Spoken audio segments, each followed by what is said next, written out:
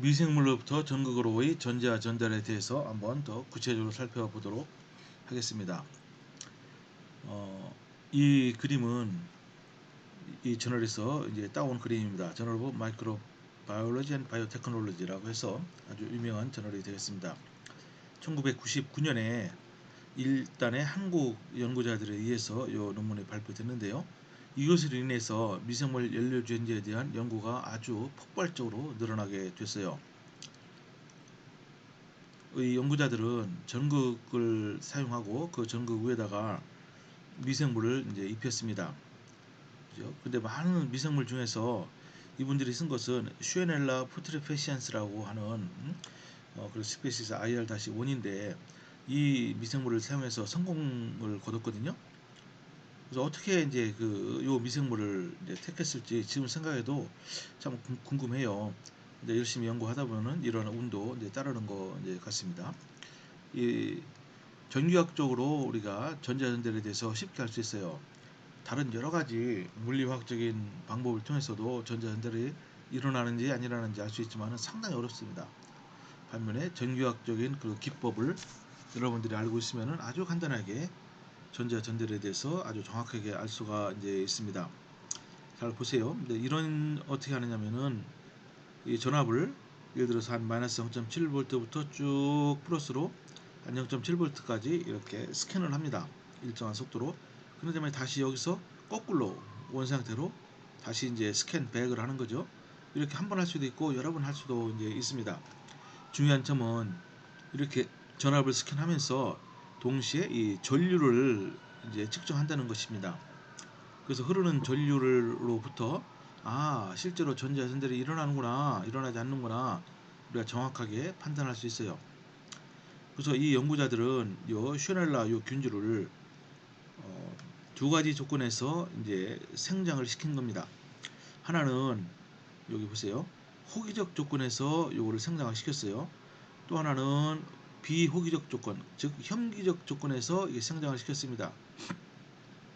근데 미생물마다 산소가 들어가면은 그냥 죽어버리는 미생물이 또 있습니다. 그건 아주 스트릭트한 앤에어로빅 마이크로브라고 할 수 있는데 그 지오박터가 이제 그 종류에 속합니다. 그러니까 지오박터라는 이 균주는 산소가 조금만 있어도요 이게 도저히 살 수가 없어요. 그런데 요 슈넬라 요 균주는 말이죠. 이 호기적 조건과 혐기적 조건에서 둘 다 생장이 가능합니다. 근데 정기학적인 결과는 완전히 지금 다르게 나온 것이에요. 자 보세요. 먼저 호기적 조건에서 생장을 시킨 다음에 전극 표면에 입혀놓고 실험을 했더니 이 점선과 같이 나오죠, 그죠? 점선과 같이 이렇게 전압을 사이클링을 시켜도 별다른 이 전류가 흐르지 않아요. 여러분들이 아마 여기 그러면은 이렇게 흐르는 건 전류가 아닙니까? 이게 전류가 0이 아닌데 그래도 이렇게 흐르지 않습니까? 그렇게 질문할 수 있어요. 아주 좋은 질문입니다. 근데 이렇게 흐르는 전류는 말이죠, 우리가 충전 전류라고 합니다. 차징 커런트라고 해서 여러분 저 콘덴서 있잖아요. 콘덴서에 전압을 걸면은 거기서 전류가 흘러요. 그렇지만 그것은 실제로 전자가 전달돼서 산화와 환원이 일어나는 전류가 아니고, 그러니까 충전 이 콘덴서 있죠. 요즘은 이제 콘덴서란 말 거의 안 쓰고 캐패시터라는 말을 씁니다. 그 캐패시터를 충전 방전할 때 흐르는 전류이기 때문에 실제 산화와 환원과는 아무 관계가 없어요. 그런 전류만 이렇게 흐르게 되는 거죠. 반면에 혐기적 조건에서 이 셀을 생성시킨 다음에 동일한 실험을 했을 때는 어떻죠? 이 부분에서 그러니까 약 한 0.2V 그러니까 마이너스 쑥 플러스로 가다가 한 0.2V 근처에서 여기 전류가 흐릅니다. 이것이 뭡니까? 전류가 방향이 이제 플러스로 되니까 산화 전류예요. 그죠? 산화가 됐고 또 이제 역으로 이제 스캔을 시키면 이 부분에서 한 0V에서 또 밑으로 마이너스 쪽으로 전류가 흐르죠. 즉 환원 전류가 흐르는 겁니다. 그죠? 요 미생물 균주는 즉 어떤 조건에서 생장을 시키는가에 따라서 요 미생물이 활성을 띠기도 하고 정기학적으로 활성을 띠지 않기도 하게 됩니다. 매우 특별한 미생물이라고 볼 수 있습니다. 자, 그러면은 이제 요 논문으로 이제 시발점을 해서 이 전자 전달, 즉 미생물과 전극 사이에 전자 전달에 대한 연구가 무지무지 많이 되고 있어요. 지금도 많이 되고 있습니다. 그래서 이것을 1차적으로 2008년에 이제 리뷰 논문이 이제 여기 트렌즈 앤 바이오테크놀로지에 이제 발표가 이제 됐습니다. 여기서는 여러 가지 이제 그동안 연구 결과를 요약해 놓은 겁니다. 잘 보시면요, 이 이전까지는 대체로 이렇게 한 4가지 정도가 이렇게 이제 알려져 있어요. 여기 전극이고, 이제 전극은 전자가 이제 미생물로부터 오기 때문에 에노드라고 할 수 있죠. 이렇게 이제 빗금 쳐놓은 요 미생물은 non electroactive bacterium, 그러니까 전기화학적으로 비활성입니다. 그죠? 일반적으로는 전자가 전달이 직접적으로 되지 않는 거예요. 이런 경우에는 어떻게 합니까? 여기 빨간색으로 된 게 있죠? 이게 이제 매개체예요. externally added mediate. 그죠? 그러니까 이제 이것을 exogenous mediator라고도 하는데, 외부에서 인위적으로 이 미디에이터 매개체를 집어넣어줘야 됩니다. 그죠? 그래서 이 매개체는 미생물 세포막을 자유롭게 투과할 수 있어요. 그리고 아주 정기학적으로 산화환원이 잘 돼서, 예를 들어서 요 산화된 상태의 매개체가 미생물 내부에 들어가서 전자를 취득한 다음에 다시 나옵니다. 나와서 전극에 도달한다면은 전자를 전극에 이제 전달하고 자신은 원래 이제 산화 형태로 이렇게 되는 거예요. 그래서 요 매개체가 미생물과 전극 사이를 이렇게 셔틀링하면서 전자를 전달을 하게 되는 거죠. 이건 이미 알려져 있었습니다. 또 당시까지 알려져 있던 것이 무엇이냐? 여기 이제 이거는 빨간색이지만 이거는 이제 녹색이죠. 미생물 자체가 또 분비하는 매개체가 있어요. 이거 보고 엔도지너스 미디에이터라고 합니다. 또는 셀프 프로듀스드 미디에이터. 그래서 여기에는 몇 종류의 매개체가 좀 확인이 됐는데, 페나진 계통이나 플라빈 계통 또는 설파이드 계통의 이런 물질을 분비합니다. 그죠? 여러분들 세포는 끊임없이 물질을 분비하기도 하고 또 받아들이기도 하는 거죠. 그래서 이 분비된 이 분자가 전기화학적으로 활성을 띠는 겁니다. 그래서 이렇게 이 물질에 의해서 전자가 전달이 될 수 있다. 이것도 알려져 있던 거고요. 또 하나 당시까지 알려져 있던 것은, 보세요. 요게 이제 미생물 요 세포 외막이죠. 외막에 요 노란색으로 된 요 물질이 노출이 되어 있는 거예요. 이게 뭐냐면은 아우터 멤브레인 사이토크롬이라고 해서, 여러분 사이토크롬은요 주로 어떤 기능을 합니까? 여기는 이제 흰 그룹이 있어서 이 그 포피린이 이제 주로 이제 관여하는데, 그 철 포피린이 있습니다. 이것은 전기학적으로 아주 산화환원이 잘 된다고 이미 많이 알려져 있습니다. 그죠? 그래서 이제 만약에 사이트크롬, 이 아토 멤브레인 사이트크롬도 종류가 많이 있습니다. 뭐 C 타입이 있고 M 타입이 있고 S 타입이 있고 여러 종류가 있는데, 어쨌든 그런 사이트크롬이라는 효소가 전극 미생물 외막에 이렇게 노출이 되어 있으면은, 이것이 미생물이 전극에 이제 바이오 필름을 형성하면 어때요? 미생물이 전극과 물리적인 접촉을 하게 되겠죠. 그래서 이제 이 접촉을 하게 되니까 전자가 이제 전달이 될 수 있습니다. 이것도 알려져 있었고요. 또 하나 아주 획기적인 이제 발견이라고 할 수 있는데, 요 밑에 겁니다. 비록 전기적으로 접촉을 하고 있지 않아도 미생물이 뭐를 만들어내냐면은 어떤 와이어 같은 거를 이제, 그러니까 나노 와이어죠. 나노 와이어를 미생물이 이제 만들어냅니다. 그래서 이 나노 와이어를 통해서 전극과 연결이 되고, 또 옆에 보면 알겠지만은 나노 와이어가 전극뿐만 아니고 자기들끼리도 이렇게 또 나노 와이어를 이제 생산해서 이렇게 연결이 돼요. 근데 이 나노 와이어의 성분은 뭐냐? 단백질입니다. 단백질인데 이 나노 와이어를 통해서 이게 전자가 전달이 돼요. 근데 단백질은 일반적으로 여러분 전기적으로 전도성이 거의 없잖아요. 근데 이제 일단의 연구자들에 의해서 이제 이런 나노 와이어는 이 전기 전도성을 비록 높지는 않지만은 띄게 된다. 이제 그것이 밝혀졌어요. 이것이 이제 기존의 모델이고, 이제 당시에 이제 막 연구돼서 발표되기 시작한 또 모델이 있습니다. 잘 보세요. 맨 위에 부분은 똑같습니다만은 이건 전기화학적으로 비활성 미생물이고, 이것은 활성 미생물이죠. 그죠? 근데 이제 비록 외부에서 이 매개체를 집어넣지 않다 할지라도, 이렇게 전기학적으로 비활성 미생물이 옆에 있는 전기학적으로 활성을 띠는 미생물이 배출하는 요 매개체를 이용하는 겁니다. 그죠? 왜냐하면 실제적으로 여러분들 단일 미생물만 쓰진 않아요.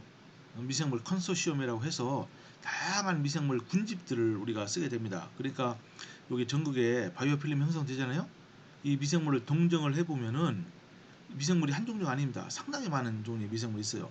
그 중에 많은 부분은 전기학적으로 비활성 미생물이지만은 또 어떤 경우는 전기학적으로 활성 미생물도 많이 있어요.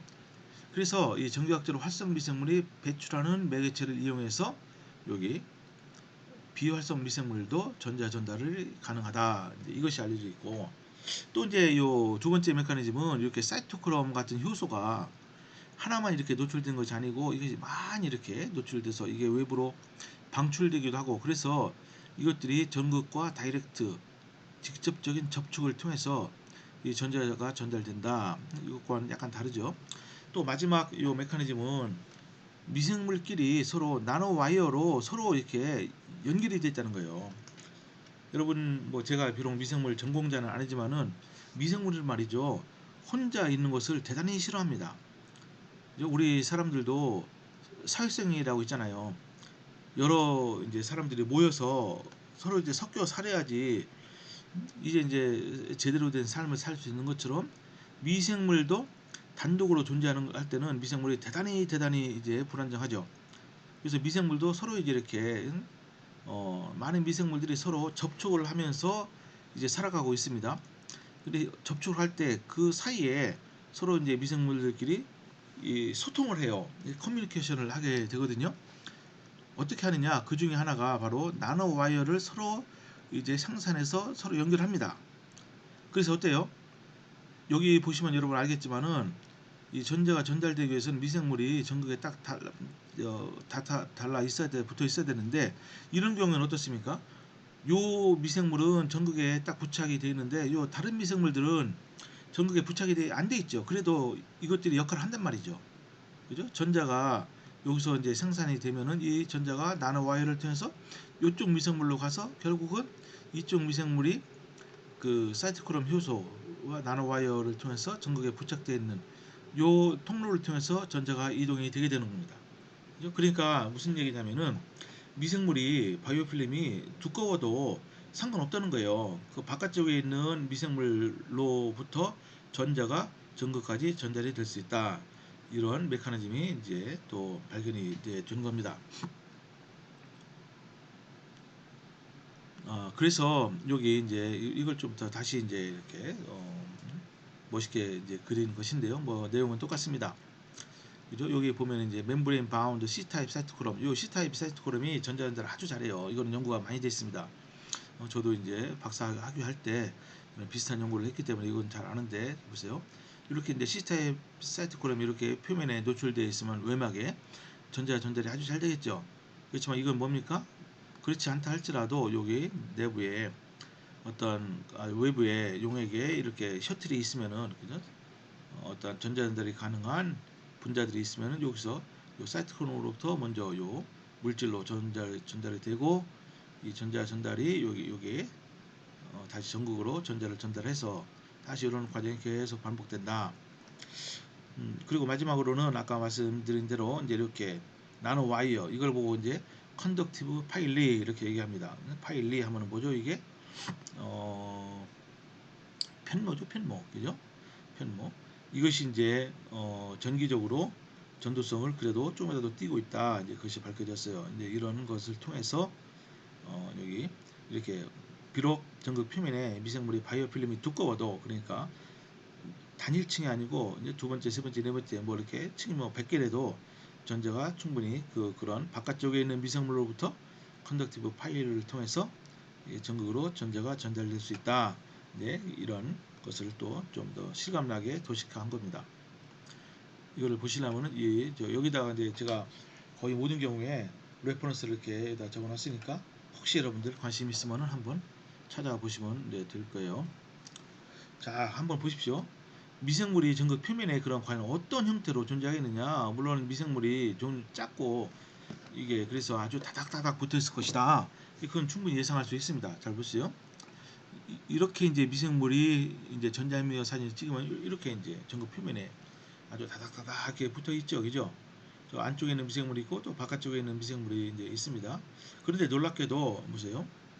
이런 경우가 많이 관찰이 돼요. 미생물이 여기 이제 다닥다닥 붙어 있는데 어, 자세히 보시면은 여기에 이런 나노 와이어 같은 게 와이어가 이제 이렇게를 통해서 미생물들끼리 서로 이렇게 연결이 돼 있죠. 그죠? 그래서 그럼 요 나노 와이어 이게 나노미터 사이즈니까 나노 와이어인데 음, 아 이렇게 이제 나노 와이어 같은 미생물들을 서로 연결하느냐 분명히 어떤 그 이유가 있을 것이다. 이렇게 사람들이 생각할 수 있죠. 그죠? 그래서 요 나노 와이어에 대해서 사람들이 연구를 많이 했습니다.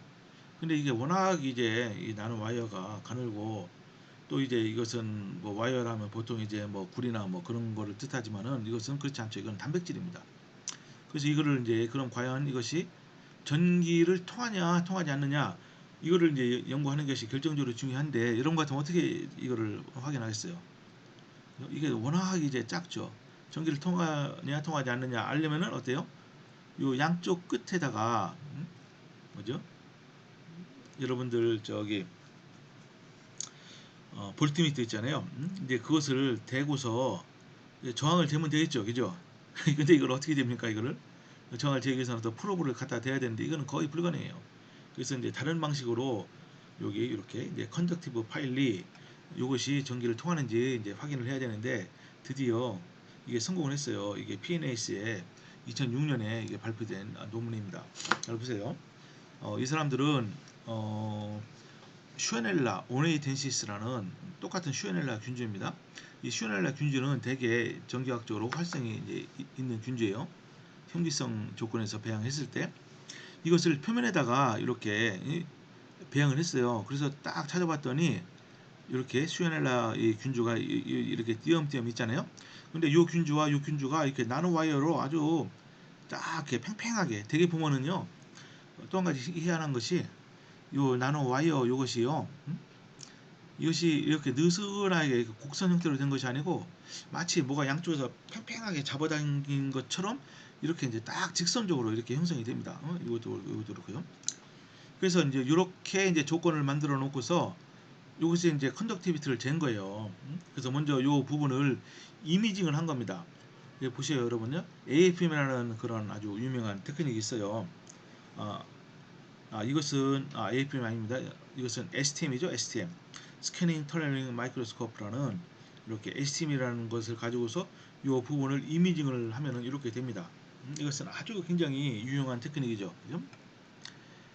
그래서 요 와이어 요 부분을 그러니까 말하자면 한 요 부분을 이렇게 이제 이미징을 한 겁니다. 그럼 이렇게 되죠. 이렇게 이제 약간 그 어두운 색은 높이가 낮다는 거고 이렇게 밝을수록 높이가 올라간다는 거예요. 그죠? 그래서 이걸 어떻게 알았느냐? 이 부분부터 이 부분까지 STM은 여기 아주 날카로운 팁이 있는데 이 팁을 여기서부터 이쪽으로 쭉 스캔을 한 겁니다. 스캔. 그죠? 스캔을 하면 여러분 밑에 한번 그림을 보세요. 처음에 이제 이 부분에서 하면 쭉 이쪽으로 요 나노 와이어를 딱 통과해서 스캔을 했어요. 그럼 어때요? 쭉 가다가 여기 Y축은 높이입니다. 높이가 별로 안 변하죠. 가다가 요 부분에 도달해서 높이가 쭉 올라갑니다. 쭉 올라가요. 그죠? 그 다음에 다시 요 부분이 끝날 때쯤에서 다시 쭉 떨어져서 일정하게 이제 되죠.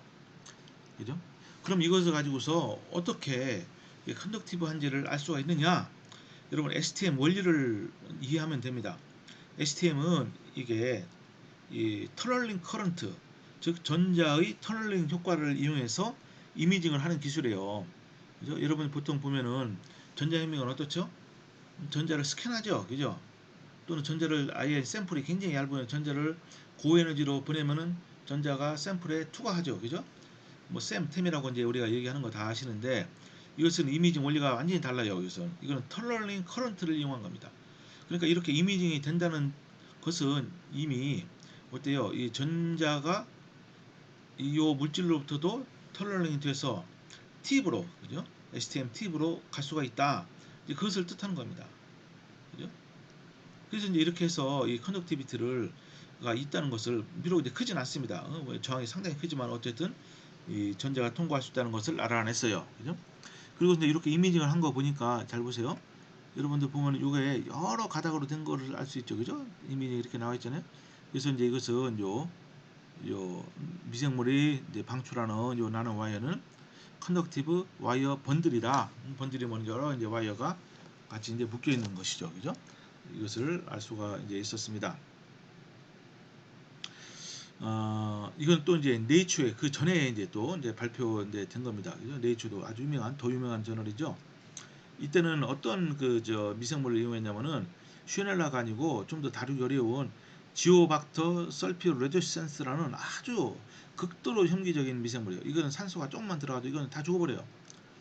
그죠? 그래서 이것은 표면이 어디냐? 아까 이것은요, HOPG라고 하일리 오리엔티드 파이로드 그래파이트라고 아주 정말로 아주 굉장히 분자적으로도 아주 플랫한 그런 표면에다가 입혀놓은 거고, 이것은 아이언 옥사이드예요. 왜냐하면 이 아이언 옥사이드에 잘 자라요.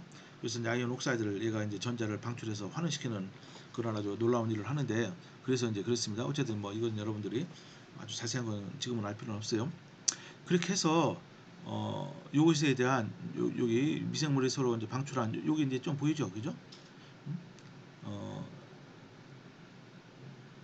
요게 아마 보일 겁니다. 이것은 어떤 기법을 이용했냐면은 이것은 제가 알기로 AFM이라는 그 기법을 이용한 거예요, 그죠? 그래서 이제 요걸 보시고 요것도 또 이제 약간 좀 더 확대해서 이거는 이제 토포그래픽 이미지, 그죠? 이것은 놈라지만 본 거고, 이것은 커런트 이미지라고 해서 우리가 이제 어떻게 이제 이거를 오퍼레이션 하느냐 이제 그 차이입니다. 아, 죄송하네요. 이것도 이제 STM으로 이것도 이미징을 해서 관찰한 겁니다. 근데 이 네이처에서는 뭘 또 이제 보고 했냐면은 잘 보세요. 요 그림을 보겠습니다. 그러니까 이제 여기 요 나노 와이어에다가 팁을 갖다 놓고서 마이너스 600mV부터 600 플러스 600mV까지 전압을 스캔하고서 그때 흐르는 전류를 잰 거예요. 이제 보세요. 그랬더니 어때요? 이렇게 이제 일정한 전류가 아니고 전류가 바뀌죠, 그죠? 어떻습니까, 여러분요? 기울기가 뭐가 되겠어요? 기울기가 여러분 전압 나누기 전류가 저거가 되죠? 저항이 됩니다. 저항, 그죠? 저항이 있다는 것은 어때요? 비록 저항이 무한대가 아니죠, 이거는. 그러니까 저항이 있으니까 어쨌든 전류가 흐른다. 이거 전류가 흐르잖아요, 그죠? 이렇게 해서 이런 연구가 이미 한 15년 전에 이제 다 마무리가 이제 됐습니다. 그래서 이제 이런 거를 미생물이 이렇게 이제 외부로 생성하는 이런 구조들을 어펜디지라고 합니다. 어펜디지, 그죠? 근데 지오박터 어펜디지도 전기적 전도성이 있고 이렇게 슈넬라 균주들도 다 전기적 전도성이 있다. 그걸 알 수가 있어요. 자, 그래서 그러면은 꼭 이런 것만 있느냐? 그것이 아니에요. 또 이제 다양한 미생물들이 또 전기적으로 활성을 이제 띠게 되는 겁니다. 그래서 이제 지금까지 뭐 이거 말고도 그 뒤로 또 엄청난 연구가 많이 이제 돼 있습니다. 그래서 이제 실제로는 여러분들이 이 미생물 연료전지를 만들 때 이제 이렇게 미생물이 필요하잖아요. 근데 그 미생물을 배양해서 쓰는 것이 아닙니다. 그 우리가 이제 이렇게 여기 보시면요, 리버 세디먼트, 그러니까 강에 있는 침전물 있잖아요. 강 바닥에 보는 그 침전층 있잖아요. 이제 그것을 이제 따다가 이제 거기에 있는 미생물을 전체를 다 접종을 해요. 그죠? 그래서 이제 거기에 있는 미생물들이 수많은 미생물이 있는데 이 전기화학 실험을 하면은 그 중에서 전기 활성 미생물이 살아남습니다. 예를 들어서 리버 세디먼트에서 이것은 주로 어떤 미생물이 이제 전자를 전달하냐? 알파 프로토박테리아 이거 있고, 또는 뭐 베타 프로토박테리아도 있어요. 또 마린 세디먼트, 이게 뭡니까? 이게 이제 해양 이게 침전물이죠, 그죠? 바다에 이제 퇴적물이 있습니다. 그건 이제 그것에는 주로 프로테어 박테리아나 비슷합니다. 또는 또 슈아넬라 균주도 또 많이 이제 발견이 됐고, 또 슈도모나스, 알트로모나스라는 이런 균주도 이제 또 이게 어, 있다는 것이 발견이 됐습니다. 또 이제 대부분은 우리가 이제 그 1차적인 목표가 PSU죠, PSU, 그죠? PSU에는 뭐가 있느냐? 이게 주로 프로테아 박테리아도 있고 뭐 여러 가지 종류의 미생물이 있습니다. 또 PSU 이게 또 이제 스타치를 우리가 기질로 쓴 경우도 있고 아시테이트를 기질로 쓴 경우에는 이렇게 주로 이제 프로테아 박테리아가 그 많이 존재한다, 이거 알려져 이제 있습니다. 이후에 그 에노드에 어떠한 그 전기학적 활성 미생물, 즉 엑소 일렉트로젠이 많이 있느냐, 하여간 연구가 많이 되어 있습니다. 주로 이제 보시면은 여기요, 지오박터가 주로 많이 있어요. 지오박터도 이거는 이제 뭡니까? 이것은 스피시스고 이것은 그 위니까 우리가 분류학적으로 보는 지너스가 되겠죠, 그죠? 이거는 종이고 이거는 소입니다, 그죠? 지너스, 스피시스. 그다음에 위가 뭐죠?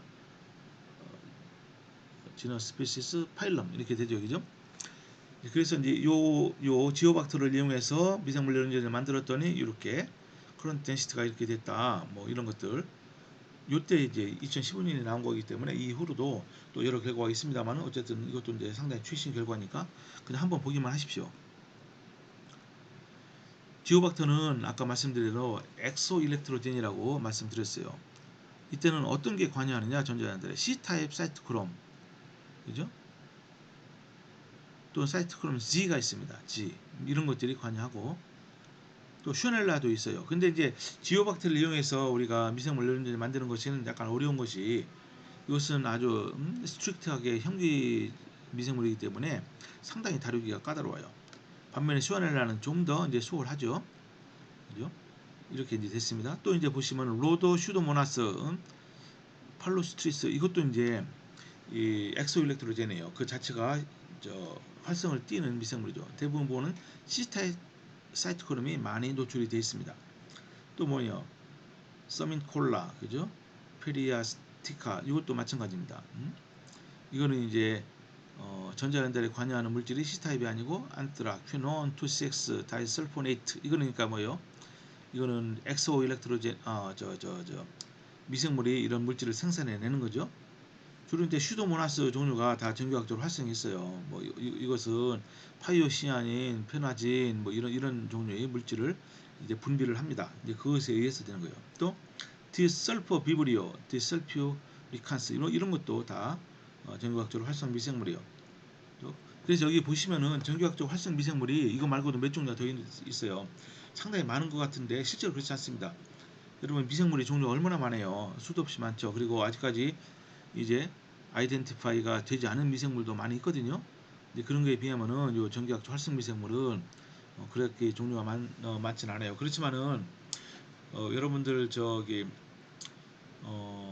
예를 들어서 폐수로부터, 그죠? 폐수에서 이거를 이제 폐수를 에노드에다가 이제 딱 접종을 하거든요. 그죠? 폐수를 갖다 이제 에노드에다가 이제 에노드 챔버에다가 인젝션을 하면은 그 폐수에 있는 미생물들이 이제 일단은 전극 표면에 이제 많이 달라붙어요. 그 다음에 이제 미생물 연료지 실험을 오랫동안 이제 며칠, 한 열흘, 뭐 한 달 이렇게 이제 계속 작동을 시키면 말이죠. 그 조건에 맞는 미생물이 주로 생존을 합니다. 그죠? 어떤 이 전기를 생산하는 그 조건에 맞지 않는 미생물들은요, 다 죽어버려요. 그죠? 여러분, 그 자연 선택의 법칙 있잖아요. 환경에 적합하지 않은 것은 다 이제 죽어버리게 됩니다. 그죠? 물론 이제 저는 자연 선택이 그렇게는 작용을 잘하고 뭐 이렇게 종들을 변화시키는데 바꾸는 거, 그거는 문제가 있다고 보지만은 어쨌든 이렇게 미생물들이 어떤 주어진 조건에서 생존하는 미생물이 있어요. 근데 미생물 연료전지는 전기학적인 조건이잖아요.